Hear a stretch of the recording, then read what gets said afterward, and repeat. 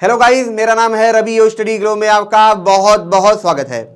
दोस्तों, James Webb telescope ने क्या किया है, 4 ऐसे स्पॉट यहाँ पे आप देख रहे हैं कि उसने डिटेक्ट किया है जो कि डार्क स्टार हो सकते हैं। यहाँ पे अगर आप देखें तो 4 ऐसे स्पॉट इसने क्या किया है, डिटेक्ट किया है। ये जो स्पॉट है यहाँ पे दोस्तों एक संभावना है कि यहाँ पे क्या हो सकता है, डार्क स्टार हो सकता है। अब डार्क स्टार की बात क्या है, तो देखिए दोस्तों, मैं आपको ये बता दूं कि जब बिग बैंग विस्फोट हुआ तो उसके कुछ वक्त के बाद क्या था कि हमारी जो गैलेक्सीज है ये सब बनना शुरू हुई, लेकिन डार्क मैटर उस समय मौजूद था, ये वैज्ञानिक मानते हैं। और उन्हीं डार्क मैटर ने क्या किया कि कुछ ऐसे स्टार बनाए जो कि साइज में बहुत बड़े थे, बहुत ही ज़्यादा बड़े थे। और दूसरी सबसे बड़ी चीज़ ये थी कि वो क्या थे, उन स्टार्स में बहुत ज़्यादा मौजूद थे। मतलब अगर एक स्टार एटम से, हीलियम से बना है, लेकिन अगर वो उसमें डार्क मैटर की मात्रा बहुत ज़्यादा होगी तब क्या होगा, उसका वेट बहुत ज़्यादा होगा, उसका मास जो होगा बहुत ही ज़्यादा होगा। तो ये पूरा मामला था, ये वैज्ञानिक अनुमान लगा रहे थे। लेकिन अभी तक क्या था दोस्तों कि ऐसा कोई भी डार्क स्टार देखा नहीं गया था या हिंट नहीं मिले थे। लेकिन अब पहली बार है जो जेम्स वेब टेलीस्कोप है, इसने क्या किया है, ऐसे कुछ स्टार को खोजे हैं जो कि इसके हिंट देते हैं कि हाँ, डार्क स्टार हो सकते हैं। तो सबसे पहले दोस्तों हम डार्क स्टार की बात करेंगे। आखिर डार्क स्टार है क्या, क्या उसके फंक्शन हो सकते हैं, लेकिन आखिर इतना जरूरी क्यों है। देखिए, हम ब्लैक होल के बारे में हम सभी जानते हैं। देखिए, ब्लैक होल के बारे में हर कोई जानता है, ठीक है। लेकिन आपको पता है कई सारे ब्लैक होल होते हैं, जैसे कि स्टेलर ब्लैक होल होते हैं, प्रिमोडियल ब्लैक होल होते हैं जो कभी तक खोजा नहीं गया है। तो वैसे एक सुपर मैसिव ब्लैक होल होता है। तो जो सुपर मैसिव ब्लैक होल होता है दोस्तों, वो कहाँ पे होता है, हमारे गैलेक्सी के सेंटर में होता है। यहाँ पे अगर आप देखेंगे तो ये गैलेक्सी के सेंटर में सुपर मैसिव ब्लैक होल है। तो पहले वैज्ञानिकों को ये बात पता नहीं थी, लेकिन जब उन्होंने हर गैलेक्सी के अंदर देखना शुरू किया तब जाके उन्हें दिखा कि हर गैलेक्सी के बीच में एक क्या है, सुपर मैसिव ब्लैक होल है, जिसकी वजह से ये जो गैलेक्सी है डिस्क के फॉर्म में होती है और रोटेट करती है।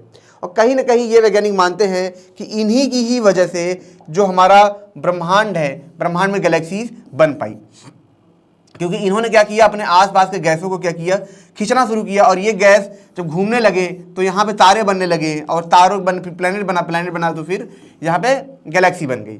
तो ये पूरा मामला है। लेकिन अब सवाल ये था कि आखिर ये जो सुपर मैसिव ब्लैक होल आया, वो आया कहाँ से, ये कैसे बना। क्योंकि अभी तक जो हमारे आसपास था, हमें ये पता था कि सूरज क्या होता है, बूढ़ा हो जाता है तो क्या होता है, उसमें ग्रेविटेशनल कोलैप्स की वजह से ब्लैक होल बन जाता है। लेकिन इतना बड़ा ब्लैक होल कैसे बना, क्योंकि इतना बड़ा ब्लैक होल बनने के लिए भाई उतना बड़ा तारा चाहिए, और उतना बड़ा तारा अभी तक हमारे आसपास दिख नहीं रहा था।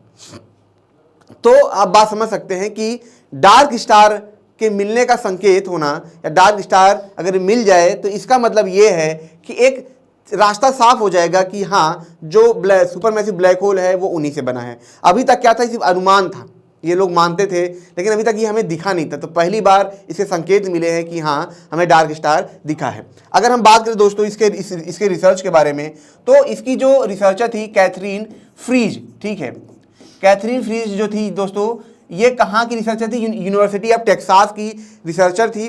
तो इन्होंने ही क्या किया, इस पूरे डेटा को देखा और फिर इसका रिसर्च पेपर पब्लिश कराया, और उन्होंने इसमें कुछ रोचक बातें बताई।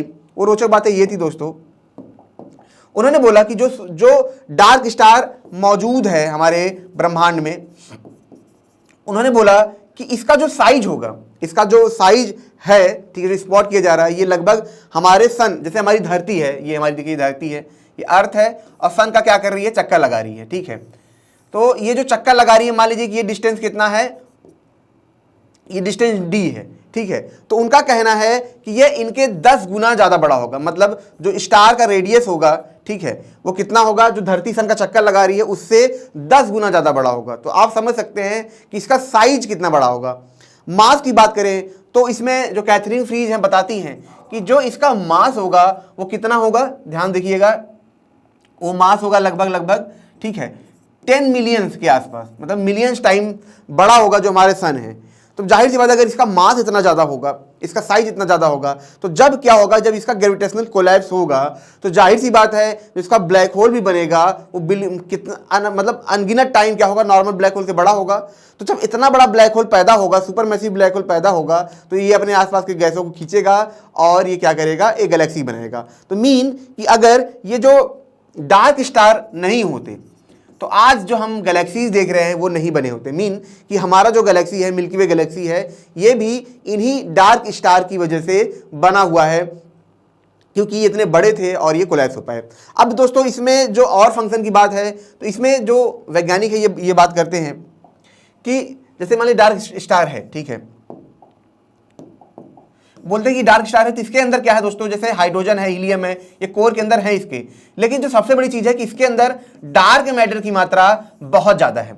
वरना अगर इतना बड़ा जो सूरज होगा वो तो तुरंत ही कोलैप्स कर जाएगा, भाई ग्रेविटी ज्यादा है।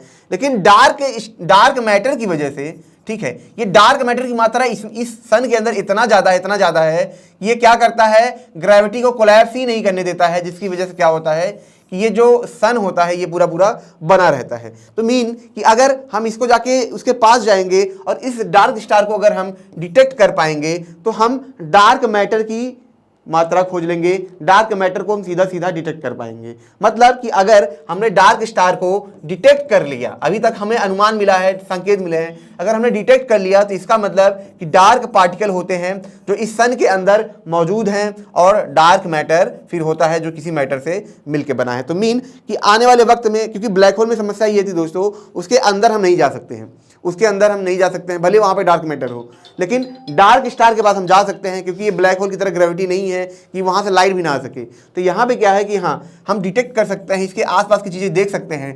तो ये डार्क मैटर को खोजने का सबसे बढ़िया तरीका है, इससे बेस्ट तरीका नहीं हो सकता है कि हम डार्क मैटर को खोज पाए।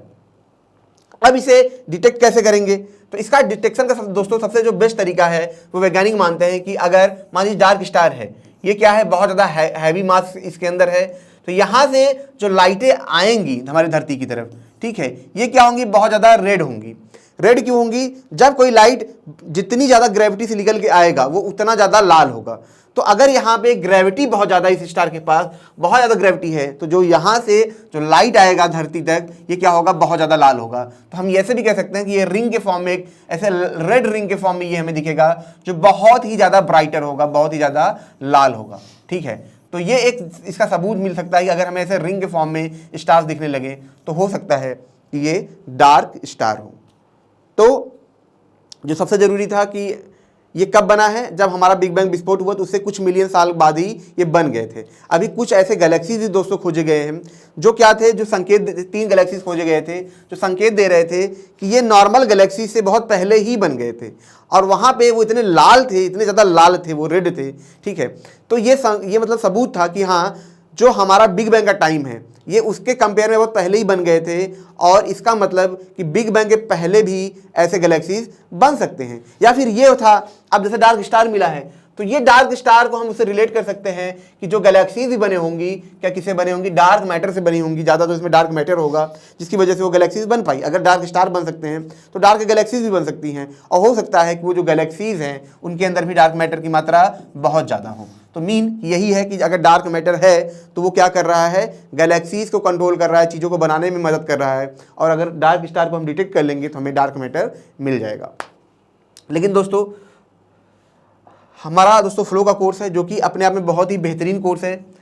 मैं आपको बता दूं दोस्तों कि जब हम फ्लो में आते हैं तो हमारी जो एफिशिएंसी होती है 500% बढ़ जाती है, ठीक है, 500% बढ़ जाती है, और उसके बाद जो हमारी लर्निंग कैपेसिटी है, ठीक है, याद करने की क्षमता है, काम करने की क्षमता है, वो 5 गुना बढ़ जाता है। तो मतलब जो काम आप अगर 1 हफ्ते में कर रहे हैं उसे आप 1 दिन में कर सकते हैं जब इंसान फ्लो की स्टेट में होता है। लेकिन उन्हें पता नहीं होता है कि वो फ्लो की स्टेट में कैसे आए। तो इसलिए दोस्तों हम ये कोर्स लाए हैं, इसी कोर्स के लिए लोग बाहर जाते हैं, लाखों रुपए खर्च करते हैं, लेकिन ये आपको मात्र 299 में मिलेगा जब आप फ्लो 25 कोड आप यूज करेंगे। ये सारी क्लास आपको रिकॉर्डेड मिलेगी।